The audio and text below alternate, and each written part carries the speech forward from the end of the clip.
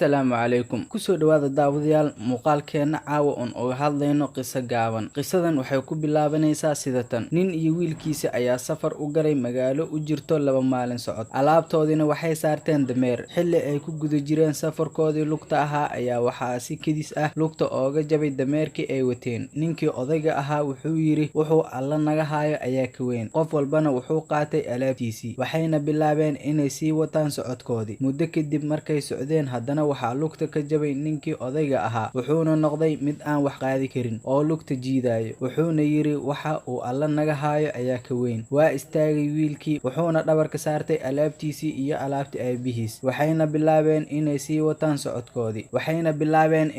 wataan socodkoodii markay muddo socdeen waxaa daalay wiilkii wuxuuna ku dhacay dhulka wuuna xanuunsaday ninkii odayga ahaa wuxuu yiri waxa uu alla naga haayo ayaa ka weyn wiilkii samir ka badnaa waa xanaaqay wuxuuna yiri ma waxaa jira wax ka weyn waxana asiibay markuu xoogaa nastay oo uu fiicnaaday wiilkii yaraa ayay bilaabeen socodkoodii waxayna gaareen magaaladii oo aad moodo meel aan weligeedba la degin waxa uu imaaday magaaladii dhulgariir ayadii iyo wixii ku dhex noolaaba dhulka ayay ka hoos mareen aabihii wuxuu eegay wiilkii wuxuuna ku yiri bal fiiri wiilkaygiyow haddii aynu soo asiibi lahayn wixii wadada nagu soo asiibay waxaan soo gaari lahayn magaaladan oo dhulgariirkan ka dhicin waxaana ka mid ahaan lahayn dadka ku leeday magaalada gunaanad iyo gabagabo waxa ay tilmaamayso qisadan waxa weeyaan inaad mar walba wanaag ka malayso alle aadna ku samirto waxa kugu dhacayo waad mahadsantihiin.